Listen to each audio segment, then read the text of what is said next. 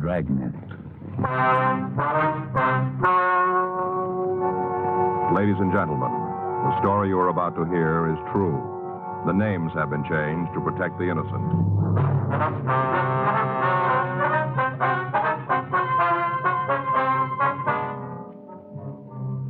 You're a detective sergeant. You're assigned a robbery detail. A gunman has robbed a bank in your city. From his method of operation, you know he's dangerous. Your job? Get him.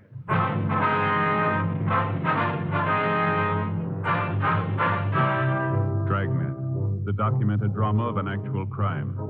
For the next 30 minutes, in cooperation with the Los Angeles Police Department, you will travel step by step on the side of the law through an actual case transcribed from official police files. From beginning to end, from crime to punishment, Dragnet is the story of your police force in action. It was Wednesday, May 4th. It was warm in Los Angeles. We were working the day watch out of robbery detail. My partner's Frank Smith. The boss is Chief of Detectives Thad Brown. My name's Friday. It was 12:36 p.m. when I got the call, and it took me 8 minutes to get back to the city hall. Robbery squad room. That's you, Joe? Yeah. Back here. What's up? Oh, bank job and slugging. We got a rule on. Where? Corner Melrose and Fountain. Anybody else on it? Yeah, J.J. and Murph went out. All right, let's go. All right. Friday, Smith? Yeah, Lieutenant. You two going to cover the bank holdup? Yeah, we're just leaving. Donahoe called in. He's out with J.J. and Murph. Uh-huh. They got it covered out there. Skipper wants you to tag Georgia Street and talk to the guard. See if you can get any information out of him. All right. Okay. What's the name? I haven't got it. There's a uniformed man with him. Old guy's in pretty bad shape. Yeah. When the thief left the bank, the guard tried to stop him. Old man pulled a gun, misfired, pistol whipped the old guard. Mm-hmm. He's in critical condition. We just got word that you can talk to him if you get right over there. Better make it fast. All right. And good luck. Yeah. We got to come up with an identification. We got to get it in a hurry. The guy's still running. Matter of time before somebody gets in his way. Yeah. We can't count on it next time. The gun jamming.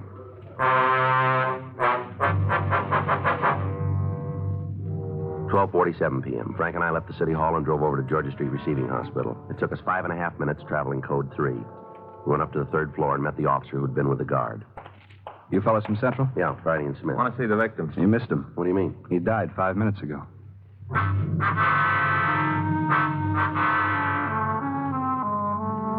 We checked with the doctor in attendance and found that the victim had said nothing to aid in identifying the suspect. We returned to the office. A local broadcast on an APB had been gotten out on the man carrying his description. A crew from the crime lab had gone over the premises of the bank without gaining any new information. The clerks and tellers had been brought to the city hall to check the mug books. Everything possible was being done to apprehend the bank guard's killer, but without being able to identify him, the job was almost impossible. At 2:48 p.m., we got a call from Captain Donahoe. That's right, Skipper. Mm-hmm. No, they're in the mug room now. No, not yet. Oh, wait a minute. Joe, you want to toss me that pad there? Yeah, sure. Here you go, Skipper. Yeah? Mm-hmm. I see. I got it. No, we'll check right away. Yeah, as soon as we find out. Yes, sir. All right, goodbye. What do you got? John checked around the neighborhood, found a newsboy, saw the suspect leave the bank. Yeah. Kid got the license number. An immediate check was made with the Department of Motor Vehicles and with our vehicle records. It took us 2 minutes to get the information. Yeah, we figured it'd turn out that way. Hey, want to give me the address? All right. Okay, we'll run it out. How about it? Car was stolen a week ago. A team of men went out to talk to the owner of the automobile. Additional broadcasts were gotten out on the stolen car carrying the license number, the make, and model description.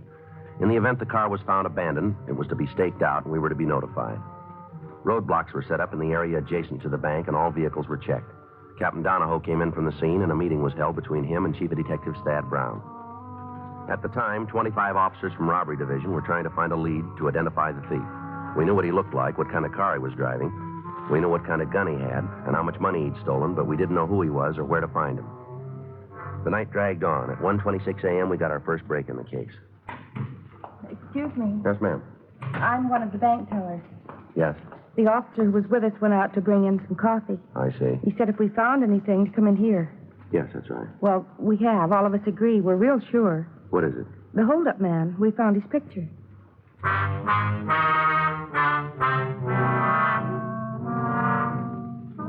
The suspect was identified as Thomas Bud Carey, WMA, 26 years. According to his package, he'd been arrested the first time when he was 16. He'd served a total of 5.5 years in state institutions. We checked with Fred Galloway of the Adult Authority and found that there was an outstanding warrant on Carey for parole violation. Additional broadcasts were gotten out carrying his name and description. Officers in the field were notified of the latest developments.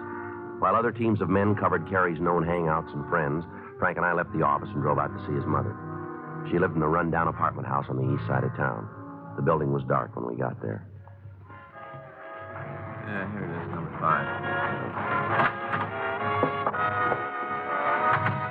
Watch your step. Yeah, they ought to put a light in here. This ought to be it. Yeah. Maybe an easy carry might be here.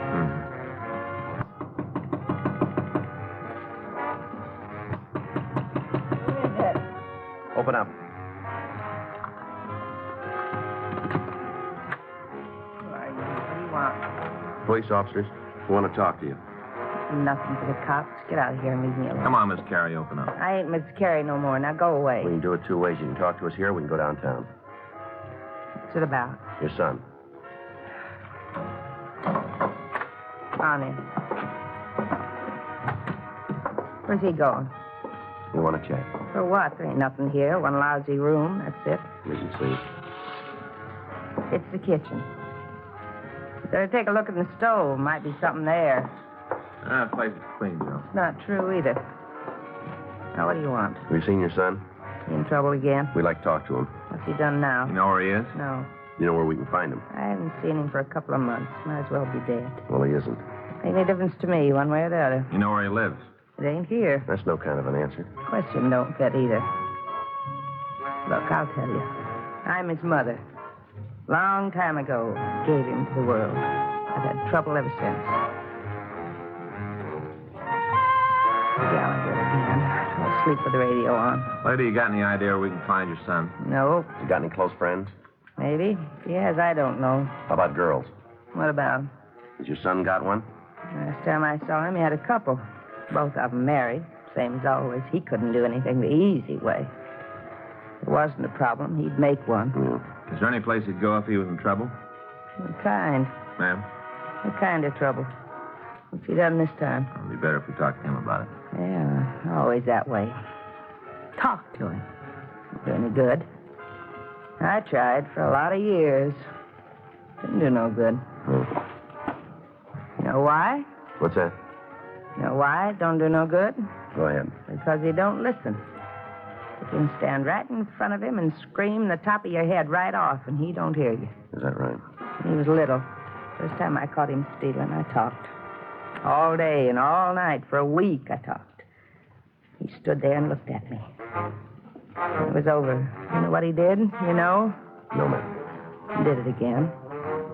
Every time he turned around, he stole something. I tried it all.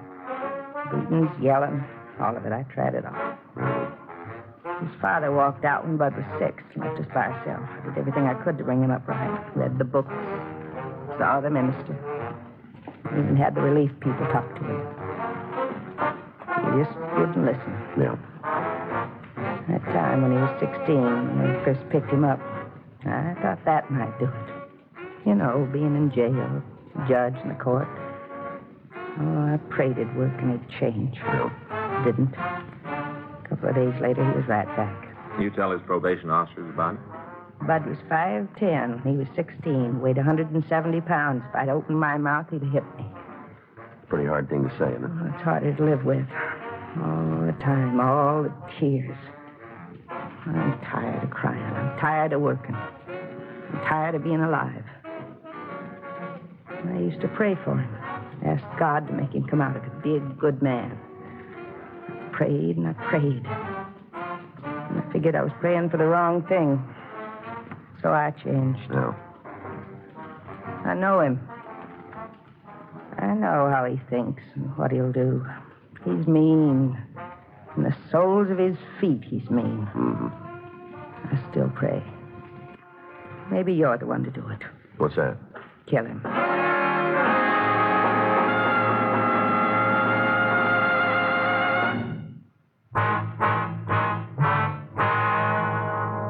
Frank Frank and I arranged for a stakeout on the building, then we drove back to City Hall. Captain Donahoe and Chief Brown were directing the search from the robbery office. The morning papers had carried the story, and we were receiving calls from citizens who'd seen Carey. From the report, it was believed he'd gotten out of the blockade area, and he was heading for the San Fernando Valley. Roadblocks were thrown up on streets leading off the freeway, and additional men were called in from the Valley Division to aid us in the search. 7:42 a.m. It had been 19 hours since Carey had held up the bank. In that time, the entire facilities of the police department had been devoted to his capture. Lieutenant Dave Terry from the sheriff's office had joined Captain Donahoe and was coordinating their activities with ours. 7:45 a.m. Frank got back with some hot coffee. Anything new? No, got a report Carey was seen at the Vineland cutoff. Check out. Don't know yet. And I got some coffee for you, George. Oh, thanks. Anything happen? Yeah, we got him pinned down. Where? Valley. A lot of ground. Well, we just got a call. Carey pulled into a gas station in Riverside. Attendant recognized him. Tried to stall. Carey got wise, started to leave. Yeah. Pulled a gun and shot the man up pretty bad. Kill him? No, they got him in Valley Emergency. What about Carey? Still loose.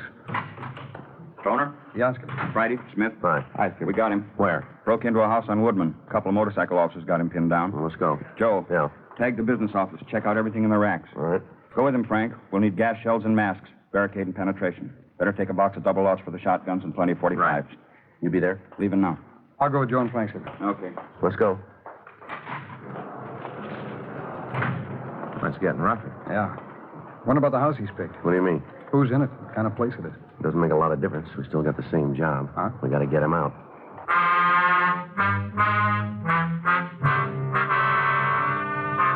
We left the city hall and drove out to the valley, code 3. By the time we'd gotten there, several other officers from Central Robbery and the Valley Division were on the scene. We talked with Sergeant Pat Murphy of our office. What do you know about the place? 6 rooms. Here, let me lay out for you. Got a pencil? I got a pen here. Oh, thanks.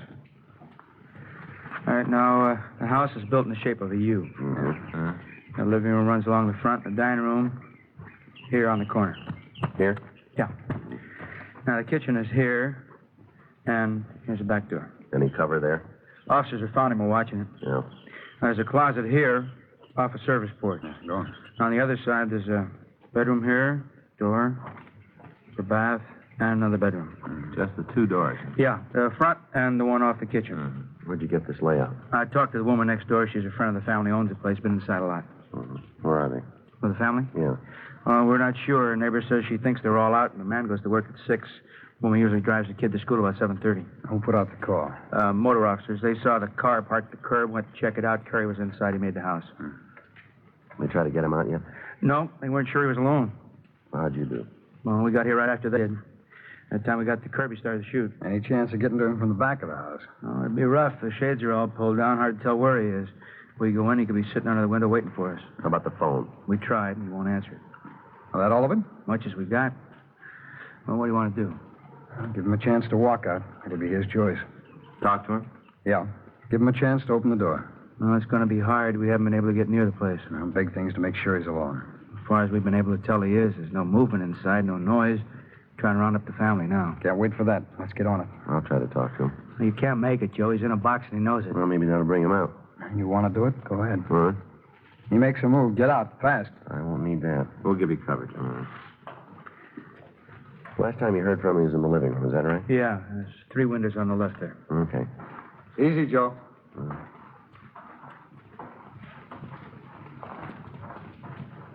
Carrie? Carrie? Carrie. Come on, Carrie. You can't sit in there forever. Play it smart. Walk outside and it'll be all right. Don't cause any more trouble now. How about it? Carrie? You're making it rougher on yourself. Come on out, Carrie. You can't win. You know that. Go! Get out of there!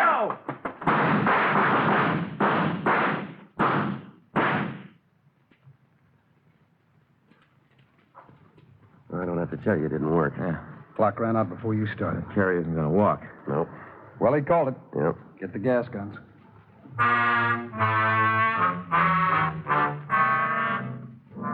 The people living across the street and on each side of the house were asked to leave their homes in the event there would be any more shooting.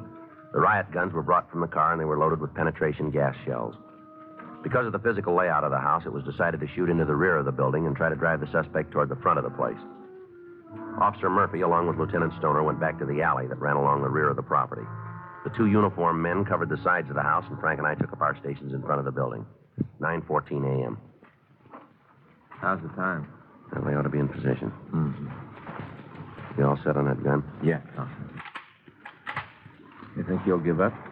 I don't know. Flip a coin. Ought to be laying it in now pretty quick. There it goes. The way the house is divided, he could close the doors to the back rooms and keep us going for a while. We still have an idea where he is in the house. Yeah. I'm sure pouring it in. Yeah. That's lousy stuff. Tear gas. Lousy. Still remember it from the academy. Frank. Huh. Front window. See it? No, where? Shade was pulled back. I think I saw something. Was it Carrie? Get the Stoner. Tell him to hold the gun. Yeah. There's a woman in there with him.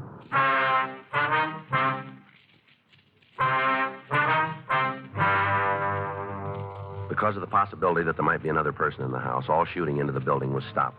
An immediate effort was made to identify the other person. The owner of the place, Virgil Bush, was contacted. He told us that he and his wife had left the house at about the same time. She'd taken their son to a neighborhood school, and then he thought that she'd returned to the house. A check was made at the school, and the youngster was found to be present. From all indications, Mrs. Bush was in the house with Carrie and was being held a hostage. 10:56 a.m., we met with Captain Donahoe and Lieutenant Stoner. Any chance you were wrong, Joe? No, I don't think so. Right after the guns went off, I thought I saw the woman at the front window. Looked like she was trying to get out. Mm-hmm. What do you want to do now, Skipper? Not much left. The woman's got to get out of there before we can go in after Carrie. Best way to do that's go in after her. Yeah. What about using triple chasers? Might work. If we go in the back way, we can drive Carrie toward the living room. Yeah, but what if he takes the woman with him? Keep him busy enough, and he won't. Figures she's given him plenty of trouble by this time. It'll be rough for him to drag her along. Then it might work. Who's going in? Frank and I can do it. You can give us a cover. Where are you going to make it? Which rooms did you hit, Stoner? Back bedroom and the kitchen. That covers both sides of the house, then. Yeah. The gas holding? As far as we can tell, it's still there. It might be better then to go into the bedroom. Drive Carrie into the living room. Hope we can pick up the woman on the way. All right. You got the masks? I'll get him. Want to give me a hand, Frank? Yeah. We'll give you all the cover we can, Joe. Good. We can't shoot into the house, but we'll make Carrie think we are. All right. Once you got the woman, bring her out. All right. If Carrie goes into the living room, don't try to go after him. Let him sit for a while. We'll take care of the rest of it later. Okay. Here you go, Joe. All right. Here are the triple chasers. Six of them ought to do, huh? Yeah. I'll take the sawed off. You should be able to handle him with that. Yeah. I don't have to tell either one of you to take it easy. No. We want that woman, but we want her alive. Anything comes up that gets in the way, pull out. Don't wait to ask questions. Right. All right, get on it. Let's go, Frank. Right. Joe, Yeah. Carrie's rough. He's playing for keeps. You know he'll kill you if he gets a chance. Well, that makes it easy. Hmm? We won't give him one. Frank and I went around to the back of the house and put on the gas masks. He loaded the shotgun and flipped off the safety. I checked the triple chasers. They're about the size of a beer can, and they're built like a hand grenade. 2 seconds after the pin is pulled and the lever is released, the shell explodes into 3 parts. Each of them throws out a large quantity of tear gas. By using them, an officer can completely fill an area with gas almost immediately. A few minutes after we were in position, the covering gun fire started. Oh, that's it. Let's go. Yeah. You going to toss one in the bedroom? Better. Make sure it's clear. Okay. I'll watch it. Go ahead. I'll cover you. Right. All right, come on. All right. That's clean. Yeah, let's get to the next room. It's the bathroom, isn't it? Should be. Once you get the door, I'll toss the shell. Right. Wait a minute. You got the pin? Wait a minute. Ah, go ahead. Give it a second. Okay. Let's go. And it's empty. Yeah. Bedroom next. Uh-huh. Hold it. Okay. Now, let's go. It's Carrie. He's in the living room. We better get him. Wait a minute. Huh? On the bed, it's the woman. Come on, we better get her out of here. Right. You naked? I think so. Get that window, will you? Yeah. Wait till I get the shade. I'll go first, and I'll take her on the outside. All right. Hold it right there, Carrie. It's us, Murph. Friday and Smith, give us a hand. We got the woman. Here, let me help. Okay, Joe. All right, you got her? Yeah. All right. Come on, let's get her out of here. Wait till I get this mask off, will you? Okay, Joe. Wait a minute. Yeah. How's the woman? Well, she seems to be all right. Want to give me a hand getting this tape off? Yeah. Thank God you made it. I thought he was going to kill me. Every minute I thought he was going to kill me. You're all right now, Miss Bush. Take it easy. He's crazy. That man's crazy. If you hadn't got it, he'd have killed me, sure. I know. All right, Miss Bush. Let's get out of here. Come on. You got her, huh? Yeah, Skipper. You all right, ma'am? Yes, it isn't his fault, though. I've never seen anybody like that before. All right, Mrs. Bush. You want to take her to the car, ma'am? Sure. Just a minute, ma'am. What? Can you tell us how many guns Carrie's got? What? How many guns did you see? What difference does it make? Makes a lot of difference to us. I don't know. He's got a pistol. Yeah, we saw that. Anything else? Well, yeah, he's got a rifle, too, a shotgun, I think. Did you see it? He brought it into the house. Where is it? What do you mean? What part of the house is it in? Do you know? The front room, I guess. That's where it was the last time I saw it. Has he got any shells for it? Yeah, a lot of them. But his pocket's full. All right, that's all. Thank you. You going to get him now? We're going to try. You'll have to shoot him. Ma'am? He told me so himself. Said you wouldn't take him alive. Uh-huh. Told me if you tried, he'd take a couple of you with him. Well, it isn't going to change things. Hmm? He's still going.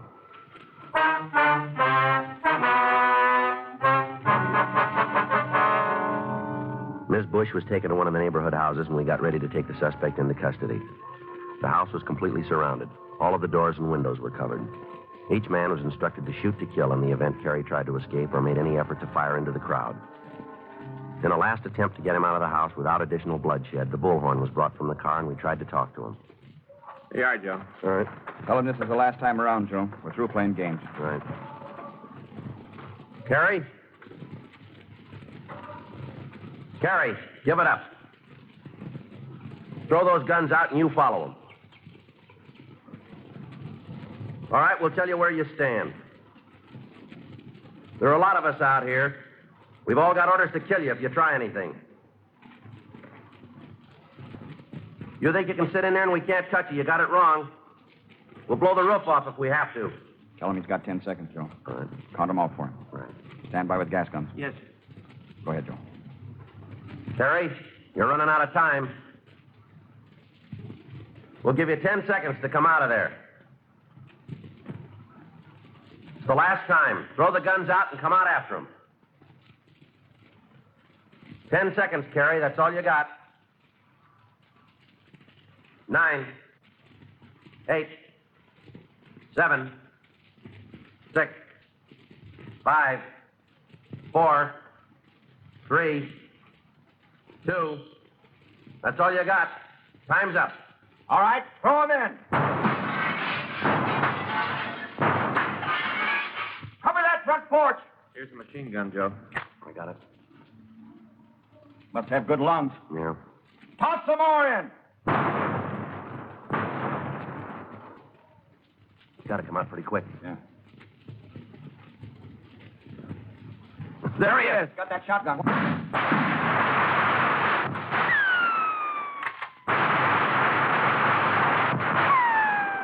He's down. Yeah. Easy now. Terry. Terry? Not moving.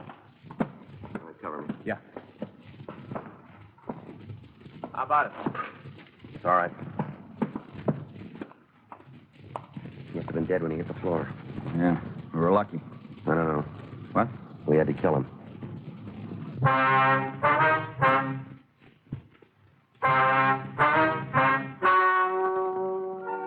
The story you have just heard is true. The names were changed to protect the innocent. On Monday, May 9th, an inquest was held in the coroner's office in and for the county of Los Angeles, state of California.